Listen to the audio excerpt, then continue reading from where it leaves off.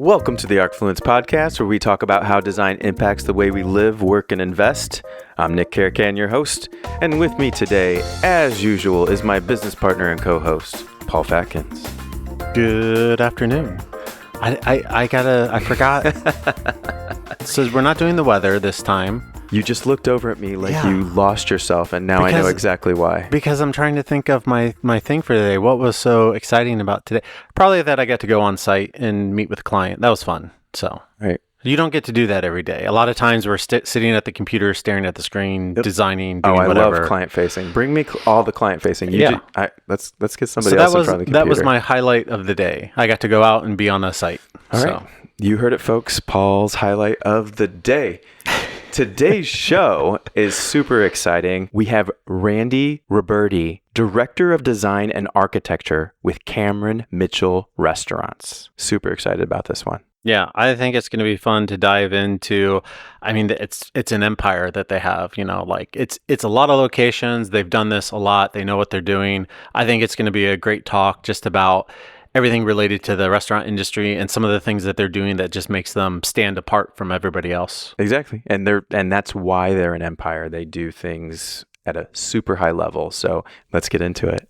Randy, welcome to the show. Thanks for having me. Appreciate it. We're really excited to sit down with you today and chat about all the things architecture and Cameron Mitchell. Do you just want to give a little bit about your background, yourself, and kind of paint this tapestry on how you got to where you're at today? Yeah, absolutely. So I, first and foremost, have a great family. Grew up in Pennsylvania, but had a passion for design from a young age, and that never really changed. So I went to undergrad up at Bowling Green State University near Toledo. I majored in architecture. I went to Ohio State for my master's, and then out of school, I joined a local firm here in Columbus, Design Collective, and kind of grew with that company, and eventually was leading the hospitality team at Design Collective. Was there for about 17 years, and Cameron Mitchell was actually one of my largest clients. And as our relationship grew and evolved, we started talking, and it made sense to kind of formalize our relationship. And I came on board over here and joined up, and there have been a tremendous amount of valuable parts on both sides, and it's been a great experience. And how long have you been with Cameron Mitchell now? Almost 4 years. Awesome. Yeah. So your current title is first ever Director of Design and Architecture. Yes, it's an exciting new position. Cameron and team have obviously done tremendous spaces and restaurants all over the country for the last 33 years almost, and they're fun projects. No, this is definitely reflects the investment reflecting the company's investment in bringing design and expertise in-house, so they have more control of the guest experience, which is reflected in almost all the restaurants. Yeah, I mean, like the work that you guys do, I mean, like you stand apart from others that are in the industry for sure. Yeah. I mean, like the amount of effort and time you put into a project like shows. It's clear from somebody when they go in and just experience the space. I mean, you're thinking about it from the first time you step in, like all the way through until you leave. Yeah, I was just in Cento with my wife. What a cool experience that was. So the food quality is always out of this world, right? And that's an expectation from a Cameron Mitchell restaurant. I was just in Cento with my wife, and it's a true experience. You have the valet parking. You have this grand entry. You have these, I would assume, reclaimed or vintage chandeliers that are just everywhere, and all this fun, moody scenes that give you like views of the next space. What a fun experience it was. Yeah, I appreciate you saying that. It is when we're designing a space, a restaurant, it's not just about looking great. It's not just about great food. It's about a combination of a great vibe and aesthetic, great food, obviously, and great service. It's a three-legged stool, if you will. And all three of those have to come together and create something greater than any of them are individually, right? They align and are kind of choreographed in a way that creates almost a form of theater, right? So when you're going in, one picture can't capture the experience. I think, as you just referenced. It's more about how they all work together as you move through the space, as you sit down, as you go to the restroom, as you come in, as you leave. It's all part of one big picture that guests can feel, right? I think there's a focus in everything we do on quality. Yeah. And doing things the right way, from the way we design and build the space to the way we prepare the meal and the way we treat the guests and our own associates. And I think guests can feel that. People can feel quality. They can feel craft. They can feel perfection, or the effort of achieving perfection. And so we're just constantly trying to be better than we were yesterday. And, we think that focus on craft and focus on quality leads to, creates raving fans. That's our goal every day. Absolutely. It keeps going back in my head. The answer is yes. What's the question? My wife's in hospitality and we've lived by those words from Cam and Mitchell. I'd love to chat about some of your favorite projects because, I guess Cento was the 100th concept of Cam and Mitchell. So, yes, there's countless countless restaurants we can talk about, even here in Columbus, let alone nationally. What are some of your favorite projects? Can you talk about that experience, your design process, and get into it? That's actually a very complicated question. It's a lot harder than you guys would think. So we've opened 111, and in March we open our next 2. So we'll be at 113 restaurants opened. Wow. Here by the end of March. Tremendous amount. But, I think the last few are always my favorite. It evolves. It's really it's the next one up that is my favorite. So yes, Cento's great. Butcher and Rose has been great. Del Mar is a great new brand we have. All of the Ocean Primes are beautiful, especially a lot of the recent ones that have just opened. They all have their unique special moments, pieces, and parts, and we kind of pour ourselves into them. So they're a lot of fun.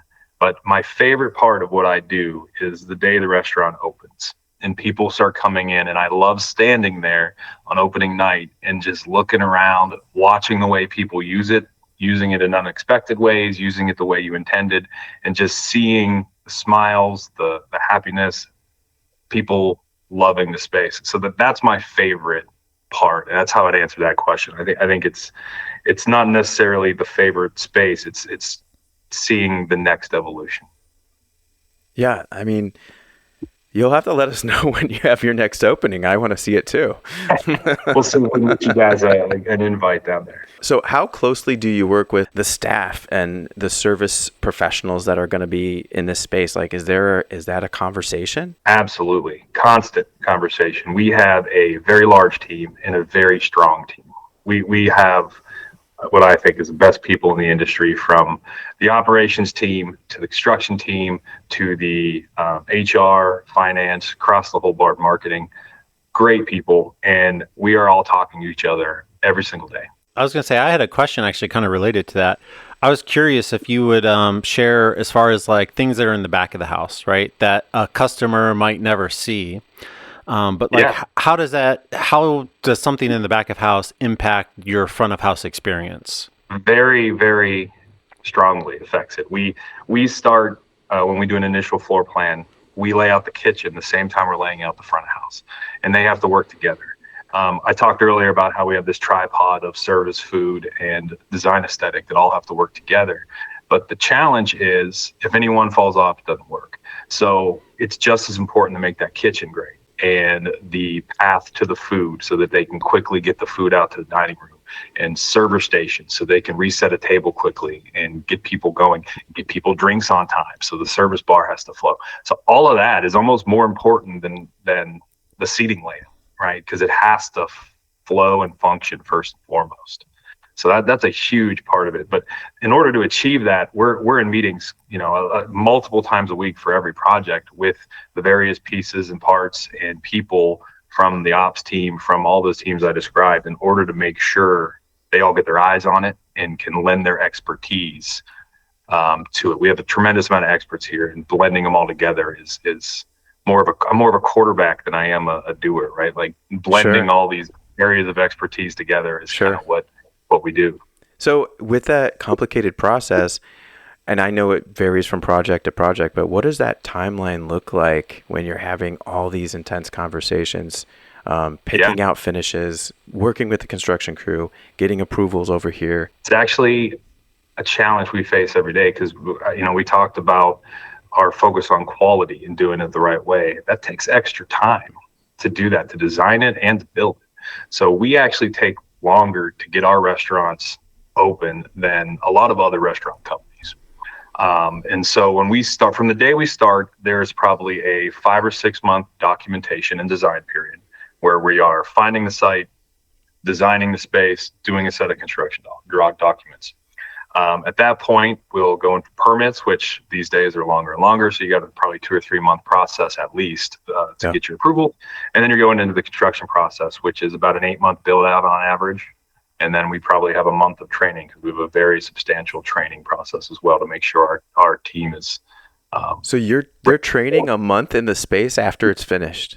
Not quite a month. I mean, they're doing stuff offsite. It's 2 or 3 weeks in the space. Okay. Wow. When they say go. Jeez. Yeah. I was going to say, it sounds like a very intensive process. I was curious too, as far as like site selection, is the site kind of driving some of the design decisions, or do you kind of have like a pre-existing concept? And so you're shopping for a potential space and you're fitting the concept into the space and then working with what you have, or is the site kind of informing even some of the things that you're doing and how the space flows and everything? I'm assuming it's kind of a give and take and there's a little bit from each side. We do that in every way you can imagine. We have sites that drive the brand and the concept, right? It might be some like Cento, for instance, 100-year-old building, rich history. We wanted to make it about that space, about the history, about the community and the culture. And we took that and let that evolve into the Italian brand that Cento has become. You have other sites where it's a great location. We say an ocean prime would be beautiful there. And we take our brand and superimpose it onto the site. So we do it both ways. And it just depends on any number of factors between site, economics, what we're thinking, what's the latest cool design we've seen. So everything can influence that process. I'm going to bring up Prime Social Reserve in Naples. It's our most recent to open. It is on the 3rd story rooftop on Fifth Avenue in Naples. And the challenge, people can get food or a meal at any number of places, right? You can have DoorDash bring it to you. You can have any number of restaurants. You can get to them very easily these days. So what differentiates us? We've talked about quality. So the space obviously looks great, feels great. It's amazing, but there's a lot of subliminal things that can influence that guest experience that are overlooked by a lot of the industry. And it starts right from the beginning. First impressions are not prioritized enough. You have to wow the guest when they get there. And it doesn't have to be in your face. Prime Social happens to be, Cento happens to be, right? There's this impactful moment right when you get there, and it sets the tone for the rest of the experience, right? If you set yourself up on a high level with a high bar, no matter what happens the rest of the night, the guest is already starting at, on the top of the mountain. Sure. And so it just can escalate from there. So we really put a lot of effort on that first impression, first experience, first touch base with the guest. But then there are a lot of those little things in the restaurant. Lighting is a huge one. Color temperature. We spend a tremendous amount of time digging into the color temperatures. Warm lighting that makes you feel comfortable and intimate and encourages conversation. Brighter white lights don't necessarily spur warm, intimate conversation. They do the opposite, right? That's why retail has a bright white light. It keeps you moving and energetic and churns people through, and it does other things. Warm, dark, dim light gets you talking. It makes you feel comfortable and trusting. And so we want to build that trust, build that feeling within our guests, because it just improves the entire experience. So we ton of time on lighting. Similarly, acoustics are a big part, right? If you are in a space, and we've all been there, you're sitting 3 feet in front of your friend and you're talking, but it's so loud that you're screaming at them to try and understand the conversation, right? It wears on you. By the time you leave, your ears are ringing, you can't understand what's going on. And so we have an acoustician we work with right from the start of design, and we actually track reverberation rates within the space and make sure we're within acceptable range. You don't want it to be too loud because then you can't hear like I just described. And you don't want it to be the opposite either. If it's too quiet in there, it sounds like you're in some sort of moratorium. You can't even it feels weird if it's too quiet. Sure. So you have to get this balance and find that range that's perfect acoustically. And then once you get the acoustics down, you get to layer in the music. You have to have a great sound system that plays quality music, but it has to be high enough quality that you don't have to turn it up loud. So you got to be able to hear the words, hear the quality of the music while you can still talk at a normal level conversing. So little things like that, lighting, acoustics, music, they drive the experience for the guests almost as much as the finishes do or the food does. And they don't even know it's happening in the background. Yeah. I love the fact that you emphasize that first touch. I was chatting with Nick before we started. I recently came back from a ski trip to Vermont, and we went to this farm to table restaurant, theme, wood burning stove, like where they cook their food. Phenomenal food, phenomenal environment. But their host stand, when you walk in, like there's zero seating. It was incredibly popular and busy because they had great food and ambiance that was there to eat and socialize. But I had to go outside and sit in my car in the winter in the cold and wait for my table to be ready, right? So it's like just that alone like puts such a negative. Yeah. And Nick's like, "Man, you sound really sour about this." And I'm like, yeah, because it kind of like, that's the one thing that really stuck with me. The food was great, the environment was great, but like that really was just this annoyance that like bothered me the whole time I was there. That first impression sticks with you, and now you've had to have. It could have been a great meal in every other way, and now that's what stuck with you. Well, yeah, if you're not over it yet, you definitely weren't over it while you're eating your food. Well, it's because you had to trudge through the snow and the ice, and the parking lot was a little slippery. It's a winter ski town, so yeah, it was annoying for sure. Mm-hmm. So Randy, you're Columbus based, right? I am in Columbus, yes. But obviously your job calls for you to travel a bit. Are you on the road often? Once or twice a month. Okay. But it ebbs and flows with our project schedules. So when we are nearing completion of a project, the opening of a project, travel ramps up. I have to be on site a little bit more, tracking construction, working with the construction team, making sure everything's heading in the right direction, accessorizing the space at the end of the project, stylizing. So it ebbs and flows, but once or twice a month, probably on average. Okay, understandably. I asked you that because we're not only are we based in Columbus, but we're big fans of Columbus and Ohio. Is that and I should probably know this, but is that particularly special? Is this city special for Cameron Mitchell? Oh, 100%. I mean, do you want to talk?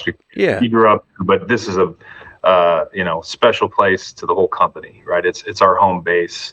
It's a great town in a lot of ways, but from a restaurant standpoint, and really a lot of business standpoint, it's a great crossroads of different demographics because of the big businesses here, because of the university, and just the type of people you get here. It's a very good cross section of what you're going to see in different parts of the country, which is why it's a great launching point for businesses. Like restaurants, right? We launch them here. You can trial and error things with the local demographic. And then when you move to bigger markets around the country, you're already kind of tried and tested on some of the challenges you're going to face. So most of your first concepts are started here, basically? Yes. Okay, that's great. Yes. Yeah, I think I don't know if it was Ocean Club or Ocean Prime, but I went when I was in Vegas a couple of years ago. I went to Cameron Mitchell too. Yeah, we just opened 3 years ago. We opened Ocean Prime in Vegas. Yeah. It's a great space over by the Aria. How do you feel about like sustainability, longevity, any type of innovations in architecture that you're passionate about? Yeah, absolutely. I mean, we can circle back to lighting. I think finding ways to do lighting in a better way, keeping the light levels low. LED lighting has been a game changer, being able to do the amounts and types of lighting we want to do within our space, but keeping it within code allowances, keeping it relatively sustainable.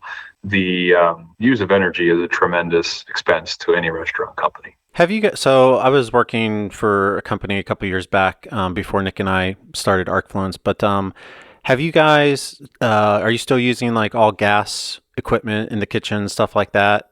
Yeah, I think that's a constant challenge for restaurants. I don't think it's going to be possible to ever get away from gas in a cooking appliance, especially kitchens the size of ours. Yeah, we had a major player that was looking to try to go all electric in their kitchen, and I mean, even a couple of years ago, it was a very challenging process to where they basically had to concede it's just not possible, and they still ended up using a few gas fired equipment. Yeah. So the electricity costs of that would be tremendous, just from a purely financial standpoint. But I think. I'm not a chef for sure, but the chefs would probably struggle with the idea of not using gas or fire of any type. Yeah, I know that was like the number one thing that I wanted just in my personal residence when we were picking out appliances. It's like no electric, it has to be gas. Right. Because when you're cooking, I mean, it really does make a difference, you know. 100%. Yeah, you can't. We can't sacrifice the quality of food. Yeah. To try and capture an all electric kitchen. That'd be challenging for us to execute. Well, maybe it'll turn into like the Formula One, standard now, where they have the sustainable fuel that they're like engineering. So maybe gas appliances will always be into the future, even as a sustainable principle. But we just need to find a way to engineer gas, or produce it and not have it be like this fossil fuel. So a hybrid stove. Yeah. Or like, maybe it's a hybrid stove that's like part electric, part gas. So you guys are starting a whole new market here. We're just throwing stuff out there. Yeah. What about like longevity of like, when you do like renovations on projects, like what's your lifespan on a typical space? Like, are you looking for something to be timeless for like a 5-10 year period? Or is it like, we're doing more things that are in the now, and it's like a 3-year period, and then maybe we consider renovations at that point? That's a great question. And it's one of the biggest things we do is keeping our spaces at the top of the market, right? How do you keep them looking great, feeling great? And, a lot of the times major remodels tend to flow with the lease renewal cycle. So you renew a lease, you get some tenant allowance money, and you reinvigorate the space and infuse it back into the space, and you kind of re-envision. But that tends to be around the 10-year cycle, right, from the opening of the restaurant. And so that 10-year mark tends to be that preliminary milestone we're shooting for. We got to have a design that's timeless enough that it gets us through at least 10-15 years and still feels like new, still feels great when we get to that point. But then we re-envision it, right? We analyze the menu, we analyze the service, we analyze the space, and then we figure out, how do you make it better? How do you evolve it? What needs to change? What needs to stay the same? What's the core of the existing restaurant that we can't touch? That's actually a big part of our conversation on every remodel refresh.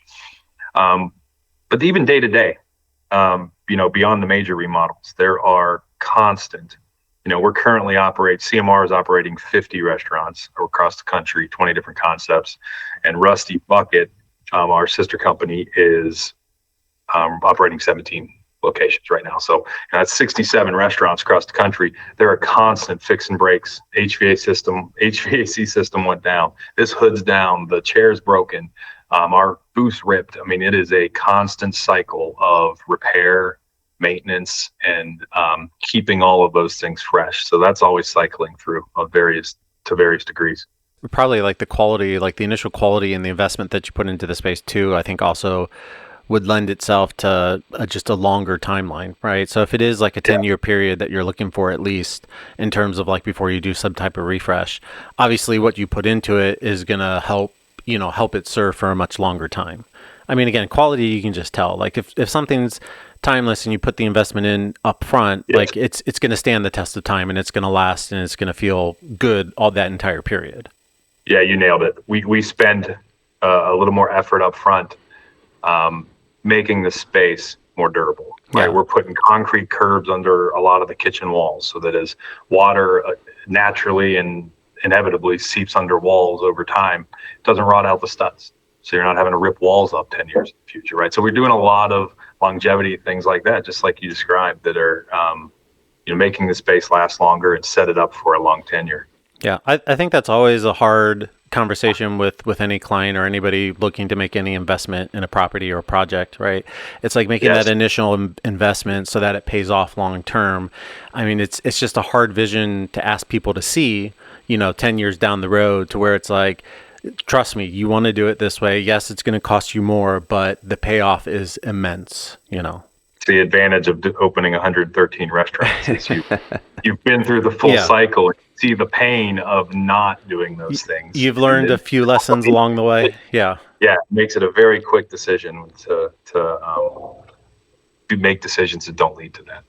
Well, I'm glad we're talking about investments. Arcfluence is how design impacts the way we live, work, and invest.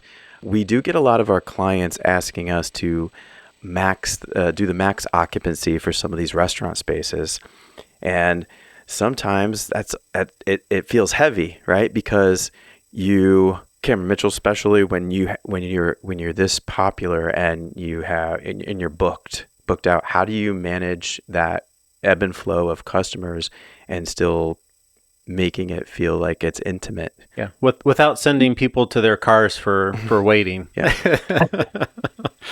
Are you typically like putting as many tables as you can? I mean, that's not the impression I get when I walk into a Cameron Mitchell restaurant. So when we're selecting a site, we do a very detailed cost analysis of everything, from what it's going to cost to build it in the detailed construction budget to the details and specifics of the deal.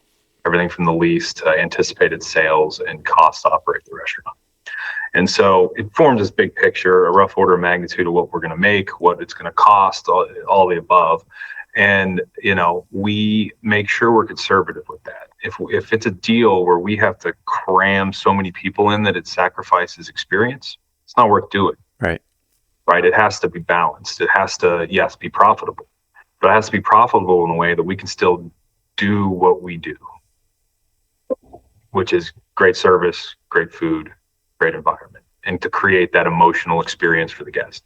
So we drive sales and profitability by creating great spaces and emotional effects on our guests. And cramming seats in, while it might short term lead to some mega sales, long term it does not. Being the best. You don't like our spaces to be full. You don't want like 3 tables in a giant space, but Yeah. It's there's a balance. Sure. And when you're the best at something, I guess that works itself out, right? Yes. If you do the 3 things I've been talking about well, it works out well. Yeah. It sounds like it's kind of like a process driven, like you guys have a certain formula that you're using. Like you said, every site, you have a certain evaluation that's done at the beginning.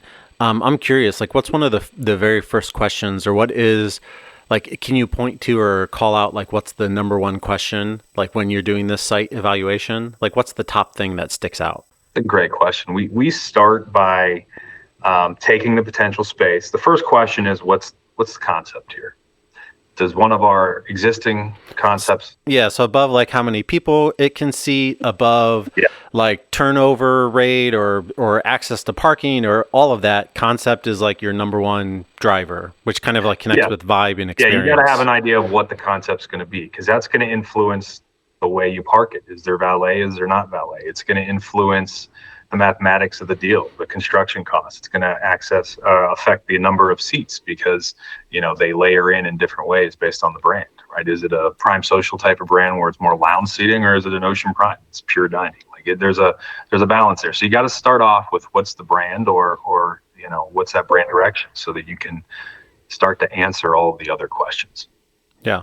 And I'm assuming that it's not like a shoehorn type thing. Like if it doesn't fit, it just doesn't fit, right? Correct. Well, I mean, we've gotten pretty good at knowing what type of spaces fit each of our concepts. I mean, we have 20 different concepts across country. And each one has different square footage requirements, different access to different features, utilities, and et cetera. So, yeah, we have to spend some time figuring out what would fit.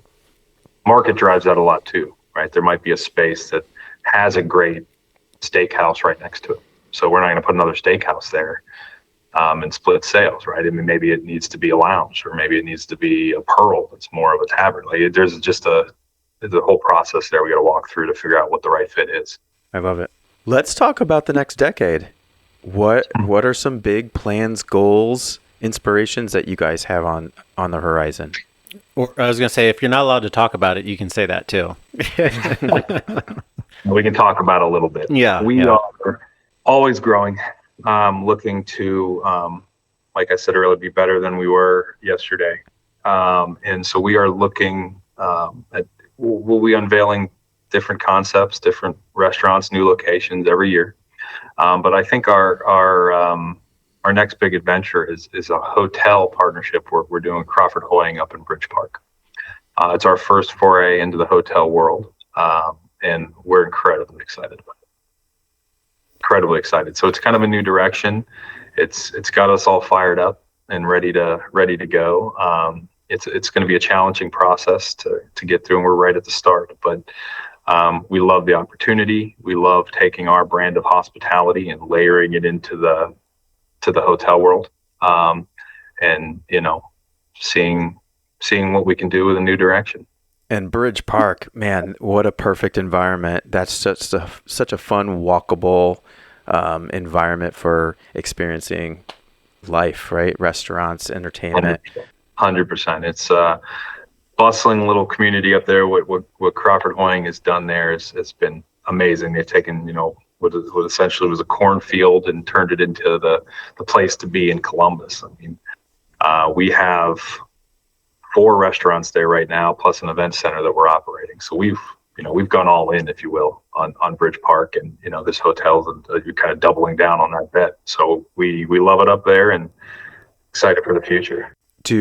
Are you able to talk a little bit like the size of this project? I can say it will be an experiential hotel that is focused on hospitality, especially the food and beverage work. So there will be multiple restaurants, lounges, bars within the space, pool. It'll be top of market, and it will be an amazing experience, and it'll be a destination for people to go, not only to stay, but to mainly to hang out and to be. It almost sounds like a resort. A little bit.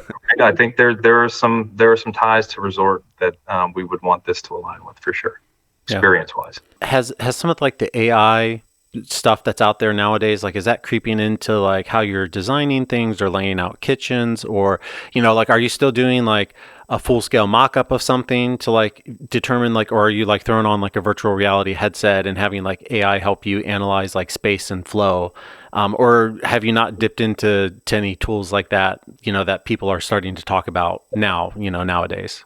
Yeah, it's a good question. So from an AI standpoint, I don't think we have immersed ourselves in that yet. I think it's still too preliminary, and we're feeling it out. I think it's a tool that's obviously going to become more and more prevalent, and it will continue to permeate through our industry, design and food and beverage. But in terms of technology, we embrace technology. Just from my perch and my point of view on the design process, we use Revit to build and model everything we do. So when we do a project in-house, we model everything down to the silverware on the table. We put the actual artwork on the wall, the actual light fixtures emitting the amount of light that will in real life. And we study the space in 3 dimensions. We have an animation virtual reality software, essentially. And we walk through the space like we're playing video games, essentially, and walk up to tables. We sit in all the booths, look around, we check sight lines. We go into the kitchen and see if there's any conflicts in there, because we actually put the equipment in space. And we utilize and leverage that tool to offset a tremendous amount of problems and head them off before you open the space. So it saves us money, leads to better design spaces, better flow, better efficiency, and it's tremendously valuable. That's amazing. And it's fun. Yeah. Well, yeah, like you said, it's kind of like a video game, right? You get to walk and fly around and stuff like that. So yeah, it's pretty cool. I think people here at the office always joke I have a 48-inch computer monitor in front of me, so it looks like I'm sitting in a movie theater. It covers my whole wall in my office. Everybody makes fun of me about it. Well, shoot, that's one of my, like, space planning and putting myself in that situation is one of my superpowers. So now I'm a little concerned that I won't have that advantage over everybody else. But whenever I do a consultation, like, I'm walking to every corner, every seat. I'll bring a chair and move it around just to see what those sight lines are. Yep. Where you're walking in, what that experience is, how you're leaving the space, like everything. Yep. Secondary entries. That's fun. It's great. It's great for bringing in people who aren't necessarily as good at visualizing in their head as we may be. Yeah. And kind of relaying the intent and the design and the direction to them in a way that they can understand and see visually if they don't have that spatial awareness. And even just protecting the experience of the service side of and back of house, because they're that's going to impact their mindset, their attitude. Yeah. And when they feel like they're being taken care of, they're going to be more motivated to take care of the guests. That's exactly right. Yeah. That's exactly right. Our associate, we put our associates first, and it starts with the design process and making sure we bring them in and their voices are heard, and we incorporate their concerns and the challenges they foresee into the design. And then it trickles through everything we do as a company is making sure our associates are taken care of, because when an associate's taken care of, they take care of people, like you said. This is great. Do you want to share anything else with us about Cameron Mitchell in general? It's a great question. So I'm, first and foremost, it's a tremendous place to work. I mean, we have top-notch people, best in the industry, on all the industries that we've touched on in this conversation, and that's what stands out most to me. There's a lot of companies that have great projects. There's a lot of companies that, are big and have a lot of projects.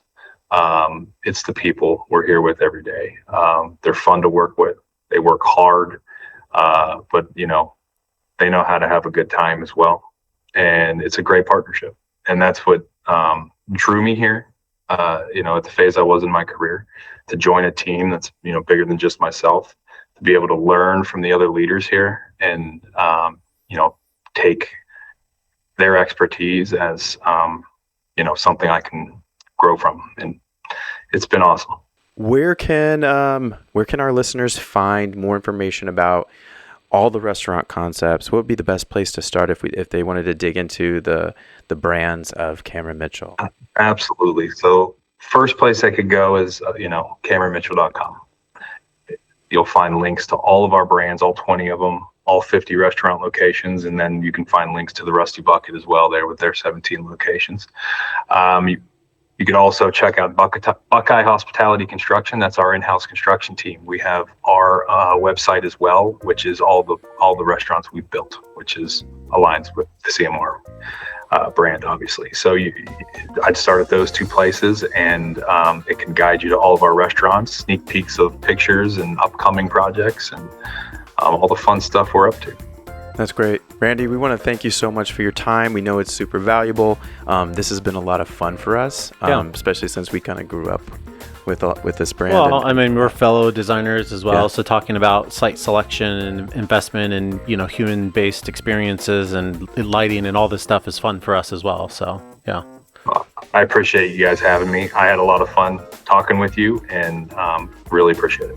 And with that, we'll see you guys in 2 weeks. This has been the ArcFluence Podcast. As always, you can get more information and additional content on arcfluence.com. Please subscribe on the platform of your choice and leave us a review. We'd love to hear from you.